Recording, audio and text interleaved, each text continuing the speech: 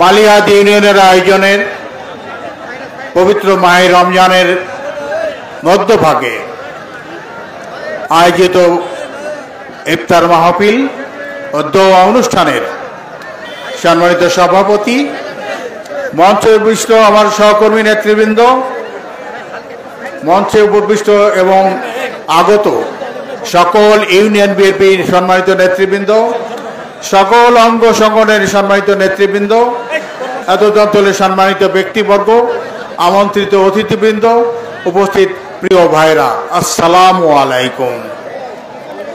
মহান আল্লাহ তাআলার কাছে লাখো কোটি শুকরিয়া আদায় করি। আল্লাহর হুকুম অনুযায়ী আমরা সকলেই এই মাহে রমজানের সিয়াম সাধনের জন্য এই যে রোজা রাখতে পেরেছি, আর এই রোজাকে সামনে রেখেই আমরা ইফতার মাহফিলে এখানে উপস্থিত হয়েছি। সেজন্য মহান আল্লাহ তাআলার কাছে লাখো কোটি শুকরিয়া আদায় করি। মহান আল্লাহ তাআলা আমাদের সৃষ্টি করেছেন, তিনি আমাদের জান মাল মান সম্মান ইজ্জত সমস্ত নিয়ামত দান করেছেন। বাবা যদি সন্তানকে জন্ম দেয়, সেই সন্তানকে যদি মানুষ করে, লালন পালন করে, সেই সন্তানের কাছে বাবা মায়ের কিছু প্রত্যাশা থাকে। এই সন্তান বড় হয়ে প্রতিষ্ঠিত হয়ে বাবা মা দেখাশোনা করবে, দেশ সমাজ জাতির কল্যাণে সে অবদান রাখবে। মহান আল্লাহ তাআলা আমাদের সৃষ্টি করেছেন, আল্লাহ তাআলার তো কিছু আমাদের কাছে প্রত্যাশা আছে, যিনি আমাদের সব কিছু নিয়ন্ত্রণ করছেন। জান মাল মান সম্পদ ইজ্জত হায়াত মৌত সব কিছু আল্লাহর হাতে। তার তো কিছু হুকুম আছে আমাদের জন্য। আমরা আমাদের সৌভাগ্য, আমরা মুসলমান, আমাদের জন্য 5টা ফরজ আছে: কালেমা, নামাজ, রোজা, হজ, যাকাত। এই রমজান মাস এই 5টির মধ্যে অন্যতম। এই রমজান মাস কিসের শিক্ষা দেয়? সংযমের শিক্ষা দেয়। কাম, ক্রোধ, রাগ, বিভেদ সব কিছু ভুলে মানুষ মানুষের কল্যাণে কাজ করবে। এই মাসে যেমন সবসময় মিথ্যা কথা বলা হারাম, এই মাসে তো একদমই কিছু করা যাবে না।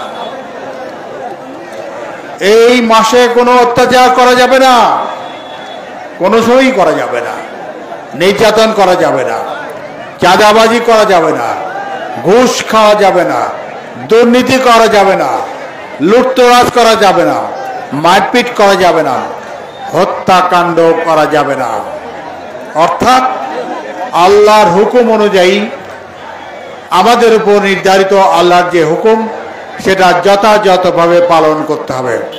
এ ভাই, আপনাদেরকে ভালো না আল্লাহ থেকে চলে যান তো, কেউ কথা বলেন না তো, কেউ চিল্লাচিল্লি করবেন না। ভালো না আল্লাহ থেকে চলে যান, কেউ চিল্লাচিল্লি করবেন না। এখানে কেউ চিল্লাচিল্লি করবে না, বাসের থেকে শব্দ হচ্ছে, কথা বলতে অসুবিধা হচ্ছে। এই রমজান মাসে আমাদের শিক্ষার অনেক আছে।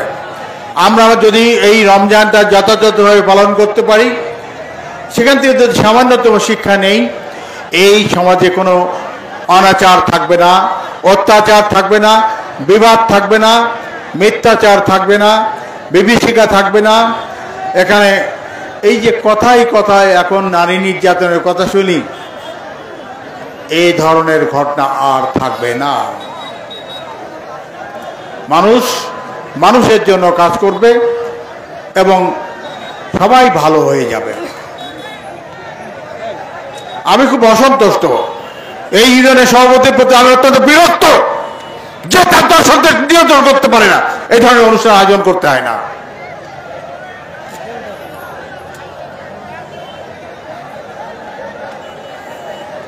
আসলে ভাই, এই পরিবেশে কোনো কথা আসে না। যাই হোক, আমরা আজকে যে মুক্ত পরিবেশে দু একটি কথা বলতে পারছি, এই অবস্থা আমাদের ছিল না। 2009 সাল থেকে 2024 সালের 5ই আগস্টের আগ পর্যন্ত এদেশে স্বৈরাচার আমাদের উপর এমনভাবে চেপে বসেছিল, আমাদের সমস্ত অধিকার কেড়ে নিয়েছিল। এই সরকারের সময় সরকার পরিবর্তনের জন্য যে ভোটের অধিকার, সেই ভোটের অধিকার কেড়ে নিয়েছিল। ভোট ছয় 2014 সালে 153টি আসনে সংসদ সদস্য নির্বাচিত হয়ে গিয়েছিল। 151টি আসন পেলে সরকার গঠন হয়, আর বিনা ভোটে 153টি আসন হাসিনা দখল করে নিয়েছিল। এ কাজে সহযোগিতা কারা করেছিল? সেই সময়কার ডিসি, এসপি, ইউনো, স্কুলের হেডমাস্টার, হাই স্কুলের হেডমাস্টার, কলেজের প্রিন্সিপাল, প্রফেসর, থানা পুলিশ, চৌকিদার আর আওয়ামী লীগের সন্ত্রাসী গুন্ডা বাহিনী। এই অপরাধের জন্য দায়ী সবাই, আর সবচাইতে বড় দায়ী সেই সময়কার ইলেকশন কমিশন, সরকারের সচিবরা, সরকারের মন্ত্রীরা, সরকারের এমপিরা। তারপর 2018 সালের যে নির্বাচন, সে নির্বাচনে আমরা দেখলাম পরের দিন সকালে যে ভোট হওয়ার কথা, সেই ভোট আগের দিন রাতেই হয়ে গেল। কারা ভোট করলো?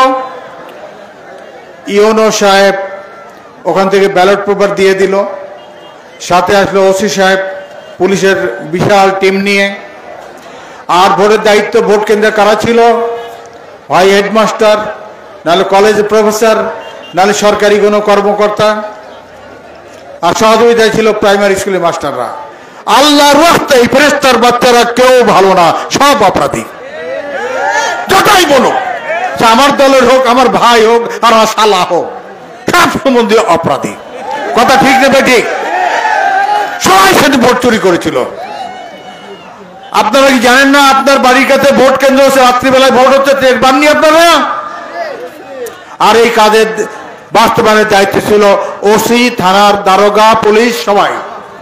আর সেই সময় হাসিনা এদেরকে বোনাস দিয়েছিল, ঘুষ হিসাবে তাদেরকে দিয়েছিল। পরবর্তীকালে তাদেরকে প্রমোশন দিয়েছে। কেউ হাসিনার আমলের কোন সরকারি কর্মকর্তা, কর্মচারী কেউ অপরাধ থেকে মুক্ত ছিল না। কাজে এই তত্ত্বাবধায়ক সরকার, বর্তমান যে অন্তর্বর্তীকালীন সরকার, এদের অনেক কিছু দেখার ছিল, বিচার করার ছিল। কিসের সংস্কার? সংস্কার তো একটাই, হাসিনা জনগণের ভোটের অধিকার কেড়ে নিয়েছিল। যে বা যারা এই অপকর্মের সাথে জড়িত তাদেরকে চিহ্নিত করে, গ্রেপ্তার করে তাদের দৃষ্টান্তমূলক শাস্তির ব্যবস্থা করার দরকার ছিল। এই সরকার এটা পারেনি, এটা ব্যর্থতা। এই সরকার, হাসিনা সরকার, হাজার হাজার বিএনপি, জামাতের নেতাকর্মী সহ অসংখ্য মানুষকে গুম করে বিনা বিচারে হত্যা করেছে, হাজার হাজার মানুষকে। হাসিনার আমলে নির্বাচন যখনই আসতো, হাজার হাজার বিএনপি নেতাকর্মীকে গায়েবী মামলা দিয়ে, মিথ্যা মামলা দিয়ে, এই যে আমাদের এখানে যখনই ইউনূস সাহেব ইলেকশন দাঁড়াইছে, তার আগ দিয়ে গায়েবী মামলা হতো। আর আমাদের বিএনপির সর্বস্তরের নেতাকর্মীকে গ্রেপ্তার করে, মামলা দিয়ে গ্রেপ্তার করে চালান দেওয়া হয়েছে। লক্ষ লক্ষ মানুষ এই মামলার আসামি হয়ে সর্বশান্ত হয়ে গেছে। অনেকে আত্মহত্যা পর্যন্ত করেছে, অনেকে মারা গেছেন। যখনই আমরা রাজপথে আন্দোলন করেছি, আমাদেরকে গুলি বর্ষণ করা হয়েছে, টিয়ার শেল নিক্ষেপ করা হয়েছে। আমরা যখন 2023 সালের 28 অক্টোবর ঢাকাতে যখন আমাদের নয়াপল্টনের বিএনপি অফিসের থেকে শুরু করে, সেদিন লক্ষ লক্ষ মানুষ ঢাকায় ওখানে অবস্থান নিয়েছিল। 5 থেকে 7 লক্ষ মানুষ সেদিন ঢাকায় অবস্থান করছিল। এই যে ভাতের হোটেলের ম্যানেজার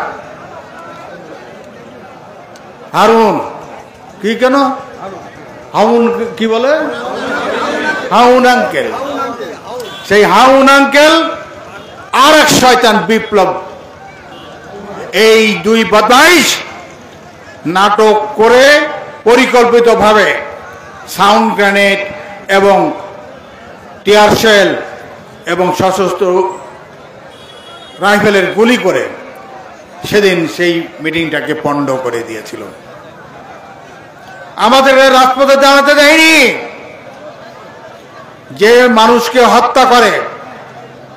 আমরা দেখলাম এই স্বৈরাচারের বিরুদ্ধে আমাদের বিশ্ববিদ্যালয় কলেজের ছাত্ররা শুরু করলো কোটা বিরোধী আন্দোলন, সেটা পরবর্তী গেল কোটা বৈষম্য বিরোধী আন্দোলন। এই আন্দোলনটাও মেনে নিতে পারলো না হাসিনা, পুলিশকে নির্দেশ দিল।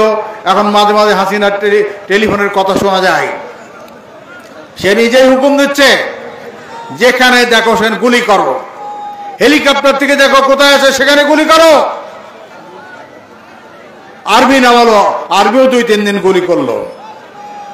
প্রায় 2000-এর মতো ছাত্র জনতা, যুবক, শ্রমিক, সব শ্রেণীর মানুষ যারা আন্দোলনের নাম ছিল তাদের সবাইকে গুলি করা হলো। ছোট বাচ্চা শিশু মায়ের কোলে বারান্দায় আছে, হেলিকপ্টার থেকে তাকে গুলি করলো, সে মারা গেল। যে কি নৈরাজ্যকর অবস্থা! এই অবস্থা বাংলাদেশে মানুষ সহ্য করতে পারেনি। আমার ছেলেকে যখন হত্যা করছে, আমার ভাইকে হত্যা করছে, এই দেখে আর কেউ বাড়িতে থাকেনি, সবাই রাজপথে নেমে আসে, হাসিনার বিরুদ্ধে আন্দোলনে অংশগ্রহণ করে। এবার একটা অস্ত্র ব্যবহার হয়েছিল জানেন, পুলিশ, বিজিবি, র্যাব বা আর্মি যখন গুলি করছে, তখন ছাত্ররা, এই যুবকরা, শ্রমিকরা, আন্দোলনকারীরা ওই যে গুলতি আছে না, আমরা যে গুলতি পাখি মারতাম আগে, কাচের মার্বেল সেই গুলি দিয়ে, কাচের গুলি দিয়ে, গুলতি দিয়ে ওদের উপর আক্রমণ করা হয়েছিল। যেমন যারা কাবা ঘর ভাঙতে আসছিল, এই কাফেরদেরকে ধ্বংস করার জন্য আল্লাহ তাআলা ফেরেশতাদের দিয়ে আবাবিল পাখির হাতে পাথর ছুঁড়ে দিয়েছিল, সেই পাথর দিয়ে যেমন সেই কাবা ঘর রক্ষা হয়, কাফেরদের ধ্বংস হয়, ঠিক তেমনি এই আমাদের ছেলে মেয়েরা, আমাদের ছাত্র জনতা গুলতি দিয়ে, কাচের গুলি দিয়ে এই পুলিশের উপর আক্রমণ করে সেদিন তাদেরকে প্রতিহত করেছে। এই আন্দোলন একদিনই হয়নি। 2009 সাল থেকে শুরু করে 24 সাল পর্যন্ত সব শ্রেণী পেশার মানুষ হাসিনার বিরুদ্ধে ভোট চুরি, গণহত্যা, গুম, খুন সব কিছুর জন্যই হাসিনার বিরুদ্ধে প্রতিবাদ করেছে, আন্দোলন করেছে, মিছিল করেছে। তার বিরুদ্ধে প্রতিবাদ জানিয়েছে ছাত্র জনতা। আল্লাহ তাআলার অশেষ মেহেরবানিতে আন্দোলন শুরু করলো আমাদের ছাত্র ভাইরা, বৈষম্য বিরোধী আন্দোলন।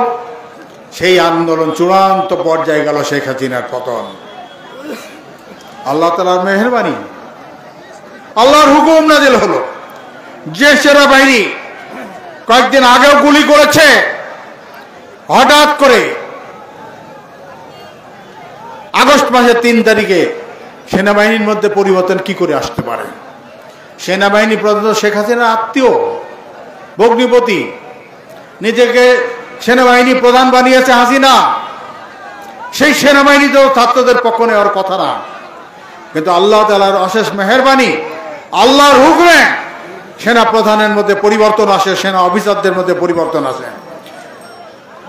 3রা আগস্ট ক্যান্টনমেন্টে যখন ফরমেশন কমান্ডের মিটিং, তখন সেনা কর্মকর্তাদের পক্ষ থেকে সেনাবাহিনী অফিসারকে বলা হয়, আমরা জনগণের বিরুদ্ধে অবস্থান নিতে পারবো না, হাসিনার সাথে আমরা থাকবো না, আমরা জনতার সাথে অংশগ্রহণ করব। 4 তারিখ থেকে অবস্থার পরিবর্তন হলো। সেনাবাহিনী রাজপথে নেমে ছাত্রদের সাথে মিলেমিশে গেল। 5 তারিখে তো সেনাবাহিনী সরাসরি, সেনাবাহিনী ট্যাঙ্কের উপরে ছাত্ররা উঠছে, সেনাবাহিনী গাড়িতে ছাত্ররা উঠছে, সেনাবাহিনী ছাত্রদের ঘাড়ে হাত দিয়ে তাদের সাথে মিছিল করছে। আর সেই অবস্থাতেই লক্ষ লক্ষ মানুষ টাঙ্গাইল থেকে, গাজীপুর থেকে, নরসিংদী থেকে, দাউদকান্দির থেকে, ওই মুন্সিগঞ্জ থেকে, মানিকগঞ্জ থেকে, নারায়ণগঞ্জ থেকে, ঢাকার আশপাশের জেলার থেকে লক্ষ লক্ষ মানুষ ঢাকা শহরে প্রবেশ করল। গন্তব্য একটি, স্বৈরাচারিণী নমরুদ ফেরাউনের দোসর ইবলিসের স্ত্রী ওই হাসিনার বাড়ি গণভবন ঘেরাও করতে হবে। লক্ষ জনতা যখন গণভবন মুখে রওনা হয়েছে, তখন সেনা প্রধান হাসিনাকে বলল, দিদি সময় হয়ে গেছে, তাড়াতাড়ি রেডি হন, আপনার জন্য মাত্র 45 মিনিট সময়, আপনার দুলাভাইরা আসছে, যদি এর মধ্যে আপনি রেডি না হন তাহলে কিন্তু এখান থেকে যান নিয়ে আর যেতে পারবেন না। দুই বোন আরামে গাজী খাওয়ার জন্য মোরগ পোলাও রান্না করছিল। মোরগ পোলাও পড়ে থাকলো, আল্লাহ তো তার নসিবে রাখেনি, খাবে কি? খাইতে পারলো না, পাবলিক খাইলো সেগুলো। পণ্যের কাপড় যে আটপড়ে কাপড় থাকে, ওই কাপড় মানে মারতে হলো দৌড়। একটা ভালো যে একটা ভাঁজ করা কাপড় পরে রওনা দিবি, তাও পারলো না। দৌড় মারে আর্মির গাড়িতে উঠে গেল পুরনো এয়ারপোর্টে, সেখানে যায় হেলিকপ্টারে উঠলো। ওই হেলিকপ্টারে চলে গেল আগরতলা, আগরতলার থেকে আবার চলে গেল সে গাজিয়াবাদ ক্যান্টনমেন্ট, দিল্লির পাশে।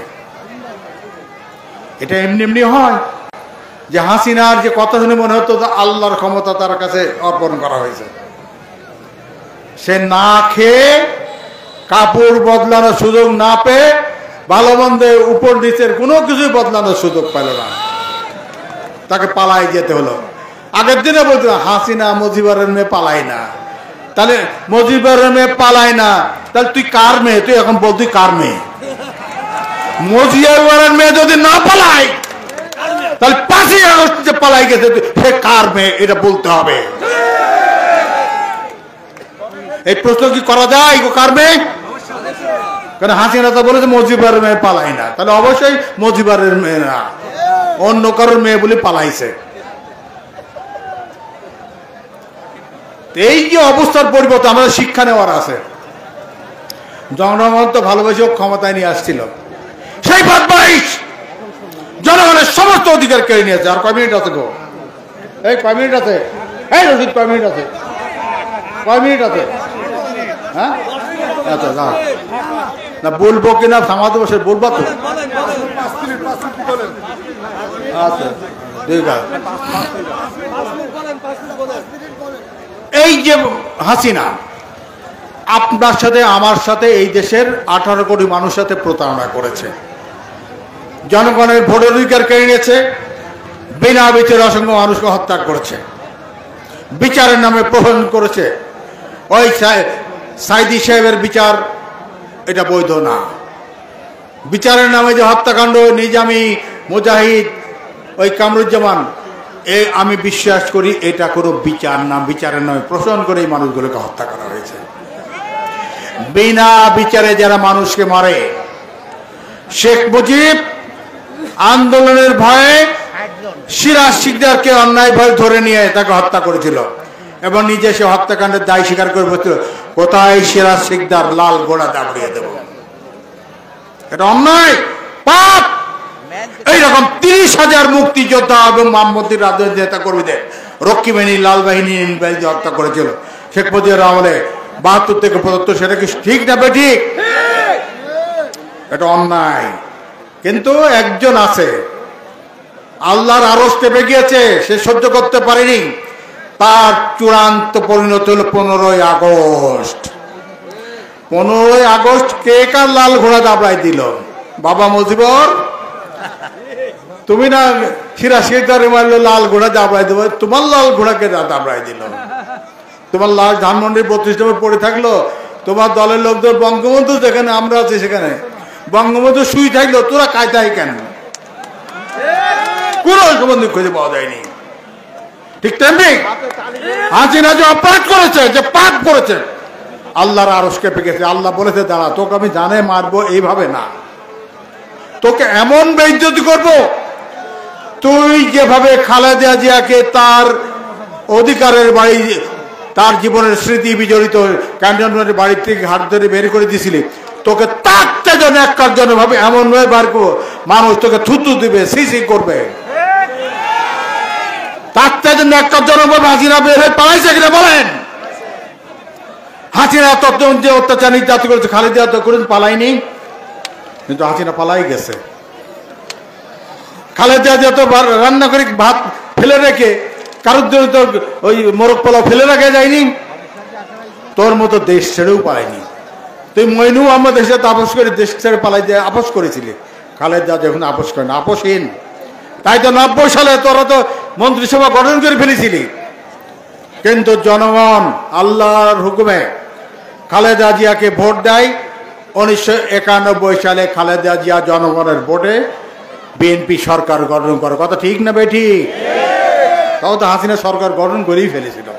সবে আল্লাহর হুকুম, আল্লাহর মার দুনিয়ার বার, আল্লাহ যা চায় অন্য কেউ সেটা রোধ করতে পারে না।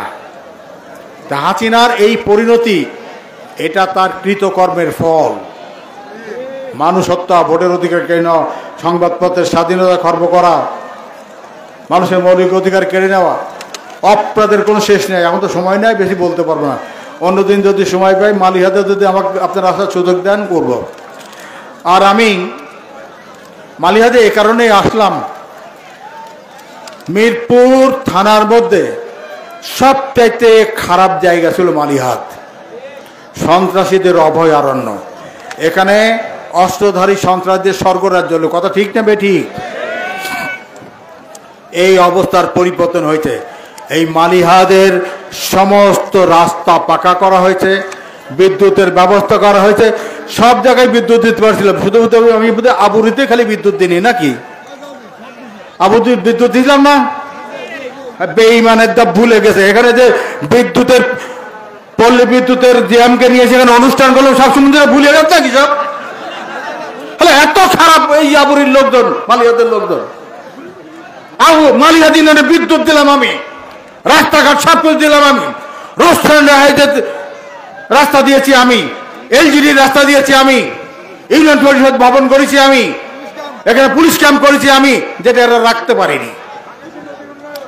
বাংলাদেশ নদীর উন্নয়ন, শিক্ষা প্রতিষ্ঠানের উন্নয়ন, মাদ্রাসার উন্নয়ন কি না করেছি, সবকিছুই তো করেছি।